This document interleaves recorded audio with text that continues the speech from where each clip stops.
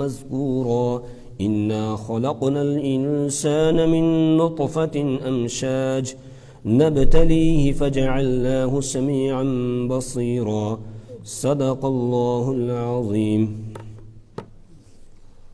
کل الحمدللہ ہماری سورۃ القیامہ مکمل ہو گئی تھی۔ آج سورۃ الدہر سے درس کا آغاز کیا جا رہا ہے۔ اس سے پہلے والی سورۃ القیامہ میں اللہ تبارک و تعالی نے قیامت کی منظر کشی کی تھی، قیامت کے قائم ہونے کو، اور اسی طریقے سے قیامت صغریٰ یعنی انسان کی موت کا جو وقت ہوتا ہے، جو منظر ہوتا ہے، اس کو بھی اللہ نے بیان کیا۔ اور پھر بعث بعد الموت کو ثابت کرنے کے لیے انسانوں کو ان کی پیدائش یاد دلائی گئی کہ ذرا غور کرو کہ تم ایک نطفے کی شکل میں تھے، اور پھر اللہ نے تم کو کسی کو مرد بنایا، کسی کو عورت بنایا اللہ تعالیٰ نے، اور کامل اور مکمل بنا کر دنیا کے اندر تمہیں لایا۔ تو جس پروردگار نے تم کو پہلے پیدا کیا، کیا وہ اس بات پر قادر نہیں ہے کہ وہ مردوں کو دوبارہ زندہ کرے؟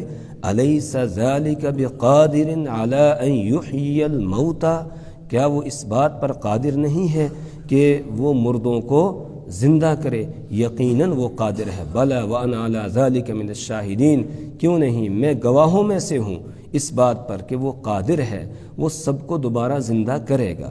اب اگلی صورت کی ابتدا بھی اللہ تبارک و تعالی انسانوں کی پیدائش کو یاد دلا کر فرما رہے ہیں کہ انسان کو اپنی پیدائش کو یاد رکھنا چاہیے، اور اس بات کا بھی یقین کرنا چاہیے کہ ایک وقت تھا یہ انسان دنیا کے اندر موجود نہیں تھا، اس کا کہیں نام و نشان نہیں تھا، اس کا تذکرہ نہیں تھا، پھر اللہ نے اس کو دنیا کے اندر لایا، پہلے نہیں تھا، اب موجود ہے دنیا میں، اور پھر آگے ایک وقت آنے والا ہے کہ پھر یہ فنا ہوگا، پھر یہ باقی نہیں رہے گا۔ ہمیشہ سے صرف اللہ کی ذات ہے، اور ہمیشہ رہنے والی بھی اللہ کی ذات ہے، باقی سب کچھ فنا ہونے والا ہے۔ کل من علیہا فان، ہر ایک چیز فنا ہو جائے گی۔ وَيَبْقَى وَجْهُ رَبِّكَ ذُو الْجَلَالِ وَالْإِكْرَامِ، صرف تیرے پروردگار کی ذات باقی رہے گی۔ تو اس بات کو سمجھانے کے لیے اللہ فرماتے ہیں هَلْ أَتَى عَلَى الْإِنسَانِ حِينٌ مِّنَ الدَّهْرِ لَمْ يَكُنْ شَيْئًا مَذْكُورًا۔ هَلْ أَتَى، ہل یہاں قد کے معنی میں ہے، اس کے معنی ہے تحقیق، تحقیق کے عطا آیا ہے، علی الانسان، انسان پر، حین ایک وقت، من الدہر زمانے میں سے، انسان پر گزرا ہے ایک وقت زمانے میں سے، لم یکن شیئا مذکورا، لم یکن نہیں تھا وہ، شیئا مذکورا کوئی قابل ذکر چیز، کوئی قابل ذکر چیز نہیں تھا۔ ایک وقت ایسا گزرا کہ اس وقت میں یہ کوئی قابل ذکر چیز نہیں تھا۔ یہ کون سا وقت ہے؟ مفسرین یہ کہتے ہیں کہ پیدائش سے پہلے انسان کے جتنے مراحل ہیں وہ سب کے سب اس میں آتے ہیں۔ ایک وقت تھا یہ زمین کے ذرات کے اندر پھیلا ہوا تھا، بکھرا ہوا تھا، پھر اللہ نے اس کو غذائیت کی شکل دے دی، یہ غذا میں منتقل ہوا، پھر غذاؤں کو اللہ نے جمع کیا اور اس سے ایک خون کا قطرہ بنایا، پھر خون کے قطرے سے اللہ نے پانی کا جو ناپاک قطرہ ہوتا ہے جس کو نطفہ کہا جاتا ہے اس شکل میں اس کو بنایا۔ اس کے بعد پھر مرد و عورت دونوں کے نطفے کو ملایا، اور ملانے کے بعد رحم مادر کے اندر اس کی اللہ نے پرورش کی، اور اس پانی کے قطرے پر پروردگار نے نقش و نگار بنائے، وہاں اللہ نے اس کو شکل و صورت دی، اور اس کے بعد کامل اور مکمل انسان بنا کر اس کو دنیا کے اندر لایا۔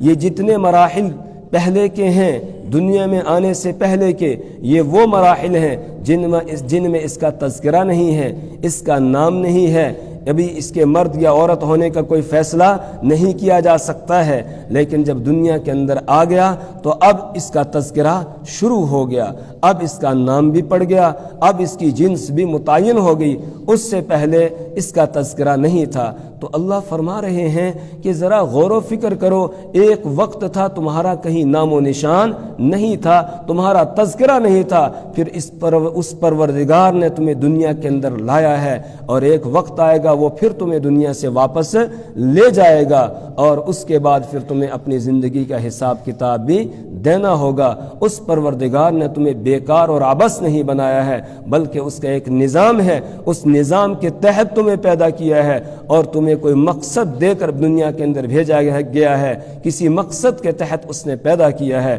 هل اتى على الانسان، تحقیق انسان پر گزرا، حین ایک وقت، من الدہر زمانے میں سے، لم یکن نہیں تھا وہ، شیئا مذکورا کوئی قابل ذکر چیز، کوئی قابل ذکر چیز نہیں تھا۔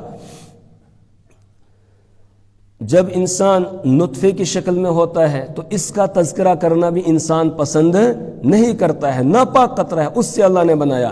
انا خلقنا الانسان، بے شک ہم نے پیدا کیا، انا بے شک خلقنا ہم نے پیدا کیا، الانسان انسان کو، من نطفۃ امشاج، من نطفۃ نطفے سے، امشاج جو ملا جلا ہے، ملے جلے نطفے سے ہم نے انسان کو پیدا کیا۔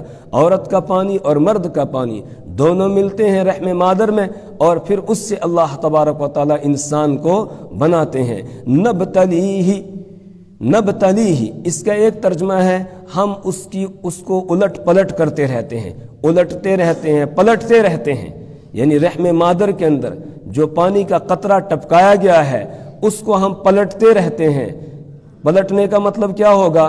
پہلے وہ پانی کی شکل میں تھا، پھر اللہ تعالیٰ اس کو جمع ہوا خون بنا دیتے ہیں، اس کے بعد پھر وہ گوشت کی بوٹی بن جاتا ہے، اس کے بعد پھر اللہ اس میں ہڈیوں کو بناتے ہیں، پھر ہڈیوں کے اوپر فَقَسَوْنَ الْعِظَامَ لَحْمًا، ہڈیوں کے اوپر ہم گوشت کو پہنا دیتے ہیں، اور پھر کامل اور مکمل انسان بنا کر اللہ دنیا کے اندر لے آتا ہے۔ تو نبتلی کا ایک ترجمہ یہ ہے کہ ہم اس کو پلٹتے رہتے ہیں رحم مادر کے اندر، وہ حرکت میں رہتا ہے، اللہ پوری نگرانی کے ساتھ اس کو وہاں پر بناتا ہے۔ یخلقکم فی بطون امہاتکم خلقا من بعد خلق فی ظلمات ثلاث، یخلقکم وہ پروردگار تمہیں پیدا کرتا ہے، فی بطون امہاتکم تمہاری ماؤں کے پیٹوں میں، خلقا من بعد خلق تدریجاً آہستہ آہستہ بناتا ہے، فی ظلمات ثلاث تین اندھیریوں میں، تین تاریکیوں میں۔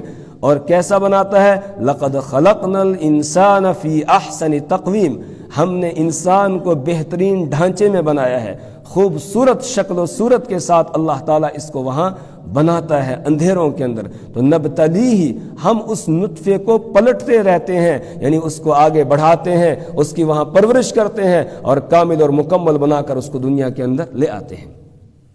دوسرا ترجمہ اس کا یہ ہے کہ ہم نے انسان کو پیدا کیا ہے، کیوں؟ نبتلیہ، تاکہ ہم اس کی آزمائش کریں، اس کا امتحان لیں۔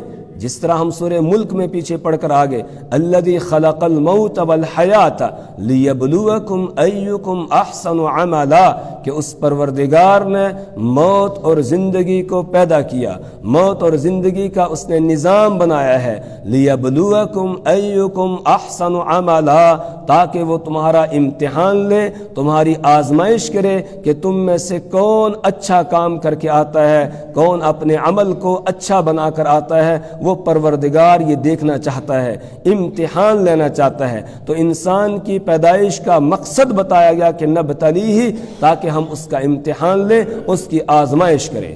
فَجَعَلْنَاهُ سَمِيعًا بَصِيرًا، فَجَعَلْنَا تو ہم نے بنایا ہو اس کو، یعنی انسان کو، سَمِيعًا بَصِيرًا سمیعاً سننے والا، بصیراً دیکھنے والا۔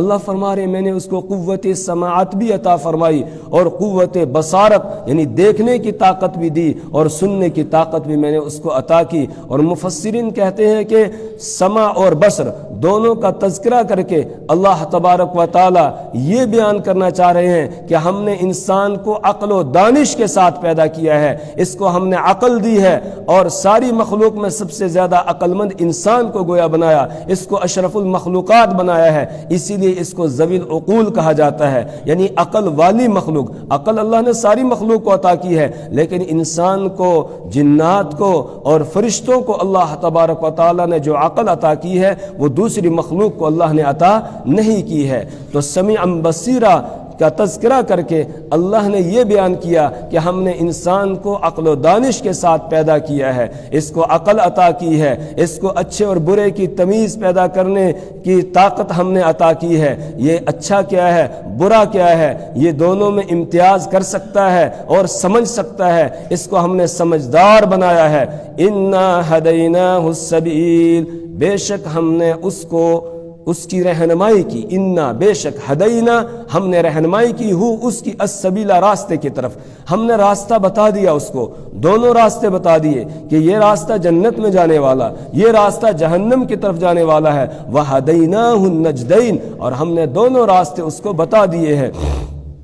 اس کے بعد انسان کو اختیار دے دیا گیا، اس کو مجبور نہیں کیا گیا کہ تجھے بس نیکی کا کام ہی کرنا ہے، اگر برائی کرنا چاہے تو نہ کر سکے، ایسا نہیں ہے۔ مجبور محض اس نے نہیں بنایا۔ پھر اگر مجبور کر دیا جاتا، جیسے فرشتے ہیں وہ نافرمانی کرنا چاہے تو کر ہی نہیں سکتے ہیں، ان کے اندر نافرمانی کا مادہ ہی نہیں رکھا ہے۔ اگر اللہ چاہتا تو انسان کو بھی ویسا بنا سکتا تھا، لیکن پھر امتحان اور آزمائش نہ رہتی۔ امتحان اور آزمائش کے لیے دونوں چیزیں بتا دی گئی، دونوں اختیار دے دیے گئے، فرما برداری کا بھی اور نافرمانی کا بھی۔ اب انسان کو کہہ دیا گیا فمن شاء فلیؤمن ومن شاء فلیکفر، جو چاہے ایمان لے آئے اور جو چاہے کفر اختیار کرے۔ اب تمہاری مرضی ہے، اپنی مرضی اور اپنی اختیار سے دونوں راستوں میں سے جس کو تم نے چننا ہے چن لو۔ انا ہدیناہ السبیل۔ اس کے بعد انسانوں کی دو قسمیں ہو جاتی ہیں، اما شاکرا و اما کفورا، یا تو وہ شکر گزار ہوتا ہے، و اما کفورا، یا وہ ناشکرا ہوتا ہے، یا شکر گزار ہوتا ہے یا ناشکرا ہوتا ہے۔ شکر گزاری کیا ہے؟ شکر گزاری یہ ہے کہ انسان کو اللہ نے جو نعمتیں عطا کی ہیں ان نعمتوں کو اس کی رضا کے مطابق استعمال کرے۔ اللہ نے ہمیں آنکھ کی نعمت عطا کی، اس آنکھ کو استعمال کرے ویسے جیسے اللہ نے استعمال کرنے کا حکم دیا ہے، اس کی رضامندی میں استعمال کرے، یہ اس کا شکر ادا کرنا ہوگا۔ اللہ نے کان عطا کیے ہیں تو کانوں کی نعمت کو انسان اللہ کی رضامندی میں استعمال کرے، نافرمانی اور ناراضگی میں استعمال نہ کرے تو یہ شکر گزاری ہوگی، اور اگر نافرمانی میں استعمال کرے گا ان نعمتوں کو تو پھر یہ ناشکرا شمار کیا جائے گا، پھر یہ شکر گزار بندوں میں نہیں ہوگا بلکہ ناشکر لوگوں کے اندر شامل ہو جائے گا۔ اما شاکرن، یا تو وہ شکر گزاری کرتا ہے، و اما کفورا، یا وہ ناشکری کرتا ہے۔ پھر اب دونوں کا انجام بیان کیا جا رہا ہے کہ شکر گزاروں کا انجام کیا ہوگا، ناشکروں کا انجام کیا ہوگا۔ انا اعتدنا للکافرین سلاسل واغلالا وسعیرا، انا بے شک ہم نے اعتدنا تیار کر رکھا ہے، للکافرین ناشکروں کے لیے، نافرمانوں کے لیے، کافروں کے لیے، سلاسل زنجیریں ہم نے تیار کر رکھی ہیں، کافروں کے لیے، نافرمانوں کے لیے سلاسل زنجیریں، واغلالا اور توق، وسعیرا اور دہکتی ہوئی آگ۔ اللہم احفظنا، اللہ حفاظت فرمائے۔ زنجیریں ہیں جن میں ان کو جکڑا جائے گا، بیڑیوں کی جگہ بھی اور ہتھ کڑیوں کی جگہ بھی، پیروں سے بھی اور ہاتھوں سے بھی ان کو جکڑ دیا جائے گا اور پھر جہنم کے اندر ڈالا جائے گا۔ وَأَغْلَالًا اور گلے کے اندر بڑے بڑے توق ڈال دیے جائیں گے۔ وَسَعِيرًا اور دہکتی ہوئی آگ ہم نے تیار کر کے رکھی ہے، یہ توق ڈال کے زنجیروں کے اندر جکڑ کے اس کو دہکتی ہوئی آگ کے اندر ڈال دیا جائے گا۔ اللہم احفظنا۔ یہ ہے ناشکروں کا انجام، نافرمانوں کا انجام۔ ان کے مقابلے میں جو شکر گزار ہوں گے، فرما برداری کرنے والے ہوں گے، ان کا انجام کیا ہوگا اس کو بھی بیان کیا جا رہا ہے۔ ہمارا پروردگار کتنا رحیم ہے، کتنا مہربان ہے۔ آگے آنے والے جو خطرات ہیں ان خطرات سے ہمیں یہی متنبع کر دیا، دنیا کے اندر ہی بتا دیا گیا کہ آگے کیا کیا ہونے والا ہے، یہ خطرے کی چیز ہے اور یہ تمہارے لیے فائدے کی چیز ہے، یہ بتا دیا گیا۔ ان الابرار بے شک نیک لوگ، یشربون وہ پی رہے ہوں گے، من کأس وہ پی رہے ہوں گے کس سے؟ جام شراب سے، من کأسن، وہ پیالوں سے پی رہے ہوں گے، کان مزاجها، وہ جام پی رہے ہوں گے، کان مزاجها کافورا، کان مزاجها، جس کی ملاوٹ ہوگی کافورا، کافور کی، یعنی ایسی شراب ان کو پینے کے لیے دی جائے گی جس میں اس کی لذت کو اور مزے کو بڑھانے کے لیے اس کے اندر کافور کی ملاوٹ کی جائے گی۔ ان الابرار، بے شک نیک لوگ، یشربون من کأس، وہ پی رہے ہوں گے ایسے جاموں سے، کان مزاجها، کہ جن کی ملاوٹ ہوگی کافورا، کافور کی، اس کو خوشبودار بنانے کے لیے، اس کو مزیدار بنانے کے لیے اس میں کافور کی آمیزش ہوگی اور ایسی شراب ان کو پینے کے لیے دی جائے گی۔ عینا یشرب بها عباد اللہ یفجرونها تفجیرا، عینا وہ ایک چشمہ ہے، یعنی کافور کیا ہے؟ بتایا جا رہا ہے کہ کافور کا ایک چشمہ ہے، یشرب بها عباد اللہ، جس سے پی رہے ہوں گے اللہ کے خاص بندے، جو اللہ کے خاص بندے ہیں وہ اس چشمے سے پئیں گے، ڈائریکٹ چشمے سے پئیں گے، کافور کے چشمے سے پی رہے ہوں گے، اور جو عام مومنین ہوں گے، عام جنتی ہوں گے، ان کو ایسی شراب دی جائے گی جس میں کافور کی ملاوٹ ہوگی۔ تو ایک ہے ڈائریکٹ چشمے سے پینے والے، اور ایک وہ ہے کہ جن کو ملاوٹ والی، یعنی اس کے اندر کافور کی کچھ آمیزش ہوگی اور ملاوٹ کر کے ان کو دیا جائے گا۔ تو خاص بندے چشمے سے پی رہے ہوں گے اور عام لوگوں کو کافور کی ملاوٹ والی شراب وہاں پینے کے لیے دی جائے گی۔ عیناً وہ ایک چشمہ ہے، یشرب بہا، جس سے پیئیں گے عباد اللہ، اللہ کے بندے، اللہ ہمیں اپنے بندوں میں شامل فرما لے۔ یفجرونہا تفجیرا، یفجرون، فجر یفجر تفجیر، اس کے معنی آتے ہیں بہانا۔ یفجرونہا، وہ بہا رہے ہوں گے اس چشمے کو، تفجیرا، بہانا، جدھر چاہیں گے ادھر بہاتے جائیں گے۔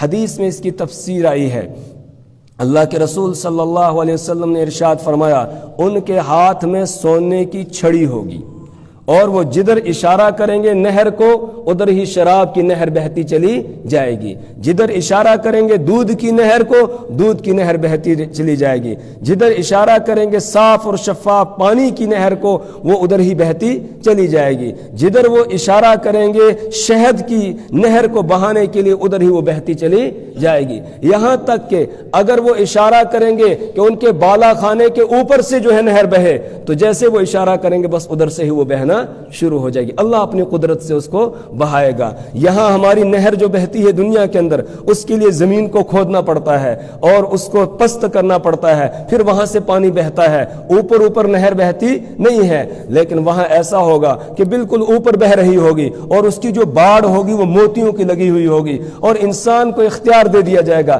جدھر وہ بہانا چاہے گا ادھر وہ بہتی چلی جائے گی۔ گویا اللہ تبارک و تعالیٰ ایک بادشاہت دے دیں گے وہاں پر انسان کو کہ جس طرح وہ کرنا چاہے کر سکتا ہے، کہ کوئی روک اور ٹوک اس کے لیے نہیں ہوگی، کوئی ایسی انسان کی خواہش اور چاہت نہیں ہوگی جس کو وہاں پورا نہ کیا جا سکتا ہو، بلکہ جو چاہے گا وہی وہاں پر پورا کیا جائے گا، جس طرح کرنا چاہے گا ویسے کر سکے گا، وہ طاقت اور قوت اللہ تعالیٰ اس کو عطا فرما دیں گے۔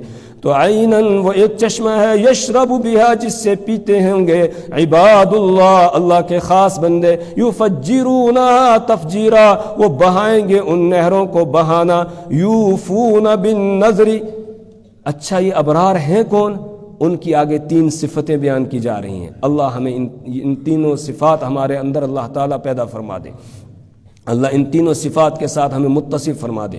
سب سے پہلے نمبر پر فرمایا یوفون بالنذر، یہ اپنی نظروں کو پورا کرتے ہوں گے، یوفون بالنذر، یہ وہ لوگ ہوں گے ابرار کہ جو اپنی نظروں کو، منتوں کو دنیا کے اندر پورا کرتے ہوں گے۔ کوئی نظر مانی، کوئی منت مانی، نظر کہا جاتا ہے ایسی چیز کو جس کو آدمی اپنے اوپر لازم کر لیتا ہے، منت مان لیتا ہے، اگر میرا فلاں کام ہو گیا تو میں یہ کروں گا، ایک بکرا دے دوں گا، ایک جو ہے بھیڑ دے دوں گا، یا 10,000 روپیہ فلانی مسجد کے اندر دے دوں گا، اس کو کہتے ہیں منت ماننا۔ یہ منت ماننا اس کو کوئی اچھا نہیں سمجھا گیا، آدمی کو جو بھی نیکی کا کام کرنا فوراً کر دینا چاہیے، سودے بازی اس کو نہیں کرنی چاہیے کہ اگر ایسا ہوگا تو میں ایسا کروں گا، نہیں، نیکی کا کام ہے فوراً ہی اس کو صدقہ کر دینا چاہیے، دے دینا چاہیے۔ لیکن بہرحال اگر کوئی منت مان لے تو اس کے بھی کیا ہیں، احکامات ہیں۔ اللہ کے رسول صلی اللہ علیہ وسلم نے فرمایا جب کوئی آدمی اس طرح منت مانتا ہے تو منت ماننے کی وجہ سے جس چیز کے لیے اس نے منت مانی ہے، اگر اللہ نے اس کے لیے وہ بات لکھی ہے تو وہ ہو جائے گی، اور اگر نہیں لکھی ہے تو نہیں ہوگی۔ تو منت ماننے کا فائدہ صرف اتنا ہے کہ بخیل کا مال اس سے نکل جاتا ہے، بخیل کا مال نکلتا ہے، اور کوئی اس کا فائدہ نہیں ہے۔ البتہ آدمی کو فوراً ہی کوئی پریشانی ہو، مصیبت ہو، صدقہ کر دینا چاہیے، بیماری ہو صدقہ کر دینا چاہیے، اس لیے کہ صدقے کے ذریعے سے اللہ بیماریوں کو اور بلاؤں کو دور کرتا ہے۔ تو اگر کوئی وہ منت مانتے تھے، منت کو وہ پورا کرتے تھے، ایک یہ صفت بیان کی۔ مفسرین اس کی تفسیر کرتے ہوئے یہ بیان کرتے ہیں کہ اس سے مراد وہ وعدے بھی ہیں جو انسان نے اللہ کے ساتھ کیے ہیں، اور اللہ کے ساتھ کیا وعدہ کیا؟ لا الہ الا اللہ، اللہ کے علاوہ کوئی معبود نہیں ہے، محمد الرسول اللہ، اور محمد صلی اللہ علیہ وسلم اللہ کے رسول اور پیغمبر ہے۔ مطلب کیا ہے کہ میں عبادت اور بندگی صرف کس کی کروں گا؟ اللہ کی، اور طریقہ زندگی گزارنے کا کس کا اختیار کروں گا؟ محمد الرسول اللہ صلی اللہ علیہ وسلم کا۔ یہ ایک نظر ہے، یہ ایک وعدہ ہے جو انسان اللہ سے کرتا ہے، اس کو وہ پورا کرتے تھے۔ یعنی یہ کلمہ پڑھ لیا، پھر اس کلمے کے مطابق انہوں نے زندگی بسر کی، تو یہ ہوں گے جو جنت کے اندر جائیں گے اور جنت کی نعمتوں سے لطف اندوز ہوں گے۔ یوفون بالنذر، وہ منتوں کو پورا کرتے تھے، وَيَخَافُونَ يَوْمًا، اور وہ ڈرتے تھے۔ دوسری صفت بیان کی، وَيَخَافُونَ يَوْمًا، اور وہ ڈرتے تھے اس دن سے، كَانَ شَرُّهُ مُسْتَطِيرًا، جس کی برائی پھیلی ہوئی ہوگی، جس کی برائی پھیلی ہوئی ہوگی، اس دن سے وہ ڈرتے تھے، یعنی قیامت کے دن سے وہ ڈرتے تھے، خائف رہتے تھے کہ کل ہمیں پروردگار کے سامنے حاضر ہونا ہے، اپنی زندگی کے لمحے لمحے کا حساب دینا ہوگا۔ اگر میں غلط کروں گا، اگر میں کوئی گناہ کا کام کروں گا، کل رب کی عدالت میں حاضر ہوں گا۔ اگر اللہ نے مجھے پوچھ لیا کہ میں نے تمہیں طاقت اور قوت عطا کی تھی، میں نے ساری چیزیں عطا کی تھی، میں نے تمہاری ہدایت کا بھی انتظام کیا تھا، تمہیں بتا دیا تھا یہ جائز ہے اور یہ ناجائز ہے، یہ حلال ہے، یہ حرام ہے، یہ سب کچھ تمہارے سامنے واضح کر دیا گیا تھا، پھر تم نے کیوں نافرمانی کی، تو میرے پاس کوئی جواب نہیں ہوگا۔ وہ ڈرتے ہیں اور ڈر کر پھر گناہوں سے دور رہتے ہیں۔ وَيَخَافُونَ، اور وہ ڈرتے تھے، یومن، ایسے دن سے، كَانَ شَرُّهُ مُسْتَطِيرًا، جس کی برائی پھیلی ہوئی ہوگی۔ وَيُطْعِمُونَ الطَّعَامَ، اور وہ کھانا کھلاتے تھے، وَيُطْعِمُونَ الطَّعَامَ، اور وہ کھلاتے تھے، الطعام، کھانا، عَلَى حُبِّهِ، اس کی محبت میں، کس کی محبت میں؟ اللہ کی محبت میں، اس کی رضامندی حاصل کرنے کے لیے اس کی محبت میں اپنا مال خرچ کرتے تھے۔ کس پر خرچ کرتے تھے؟ مسکیناً، محتاجوں پر، وَيَتِیمًا، اور یتیموں پر، وَأَسِیرًا، اور قیدیوں پر، جو بلا وجہ قید کی صعوبت برداشت کر رہے ہیں، جیل میں بند ہیں، ان کو کھلاتے تھے۔ یا اگر کسی جرم میں بھی کوئی جیل کے اندر گیا ہے لیکن اس کے لیے کھانے پینے کا کچھ انتظام نہیں ہے، اس کے لیے وہ انتظام کرتے تھے۔ تو تیسری صفت یہ بیان کی، وَيُطْعِمُونَ الطَّعَامَ، کہ یہ نیکوکار وہ لوگ ہیں جو کھانا کھلاتے تھے، عَلَى حُبِّهِ، اللہ کی محبت میں، مسکیناً، مسکین کو، محتاج کو، وَيَتِیمًا، اور یتیموں کو، وَأَسِیرًا، اور قیدیوں کو، ان کے اوپر وہ خرچ کرتے تھے۔ اور ان کے خرچ کرنے کا مقصد کیا ہوتا تھا؟ واہ واہ، کہ لوگ کہیں گے بڑا خرچ کرنے والا ہے، نہیں نہیں، بلکہ وہ واضح کر کے اعلان کر کے کہتے تھے، انما نطعمکم لوجہ اللہ، انما نطعمکم، بے شک ہم تم کو کھلا رہے ہیں، تم پر خرچ کر رہے ہیں، لوجہ اللہ، کس لیے؟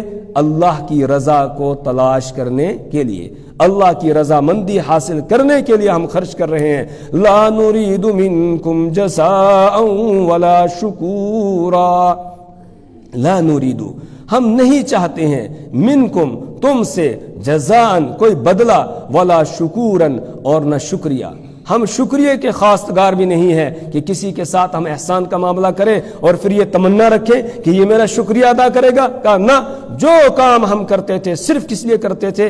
اللہ کی رضا کے لیے، اللہ کو راضی کرنے کے لیے، اس میں ہماری اور کوئی غرض اور کوئی مقصد نہیں ہوتا تھا۔ چاہے کوئی ہمارا شکریہ ادا کرے یا نہ ادا کرے، ہمیں اس کی کوئی امید اور تمنا نہیں ہوتی تھی، محض اللہ کی رضا کے لیے ہم خرچ کرتے تھے۔ اور یہ کیسے پتہ چلے گا کہ اللہ کی رضا کے لیے لیے خرچ کر رہا ہے، اس کا پتہ چل جاتا ہے دنیا کے اندر کس طرح آپ نے کسی کے اوپر خرچ کیا، کسی کے ساتھ احسان کا معاملہ کیا، اس کے بعد اب آپ نے اس کو کوئی کام بتایا اس نے نہیں کیا، یا اس کی طرف سے کوئی تکلیف آپ کو پہنچتی ہے، تو اس کے بعد اگر آپ کو اس کا احساس ہونے لگے کہ یار میں نے تو اس کے ساتھ اتنا اچھا معاملہ کیا اور یہ میرے ساتھ ایسا کر رہا ہے، اس کا مطلب یہ ہے کہ آپ اس سے کیا چاہتے ہیں؟ بدلہ چاہتے ہیں، آپ اس سے شکریہ چاہتے ہیں، یہ اللہ کی رضامندی کے لیے نہیں ہوگا۔ اس لیے کسی کے ساتھ کوئی نیکی کا معاملہ کرو پھر اس کو بھول جاؤ کہ میں نے کسی کے ساتھ کچھ کیا تھا، اللہ کے رجسٹر میں وہ درج ہو جائے گا، بس اس کے بعد بھول جاؤ کہ میں نے کسی کے ساتھ کوئی اچھائی کا معاملہ یا نیکی کا معاملہ کیا ہے۔ اگر اس بات کی امید رکھی کہ وہ شکریہ ادا کرے یا مجھے کوئی بدلہ دے یا مجھے سلام کرے تو پھر اس کے اوپر کچھ بھی ملنے والا نہیں ہے۔ اللہ کی رضا کے لیے جو بھی کرے اللہ کی رضا کے لیے، یہ تین صفت بیان کی گئی۔ ایک تو یہ کہ جو وعدہ وہ اللہ کے ساتھ کرتے ہیں اس کو پورا کرتے ہیں، دوسرے نمبر پر یہ کہ وہ قیامت کے دن سے ڈرتے ہیں، تیسرے نمبر پر یہ کہ وہ غریبوں، یتیموں، مسکینوں اور محتاجوں اور قیدیوں کے اوپر خرچ کرتے ہیں، اور خرچ کرنے میں وہ کسی بدلے کی کوئی امید اور تمنا نہیں رکھتے ہیں، محض اللہ کی رضا کے لیے خرچ کرتے ہیں۔ اللہ سے دعا کریں اللہ اپنی کتاب کی سمجھ اور فہم عطا فرمائے، اور یہ صفات اللہ تعالی ہمارے اندر پیدا فرما دے۔ اللہ ان صفات کے مطابق ہمیں زندگی بسر کرنے کی توفیق عطا فرمائے۔ اللہ ہر برائی سے ہمیں اور ہماری نسلوں کو بچنے کی توفیق عطا فرمائے۔ سبحان اللہ و بحمدہ، سبحانک اللہم و بحمدک، ونشہد ان لا الہ الا انت ونستغفرک ونتوب الیک۔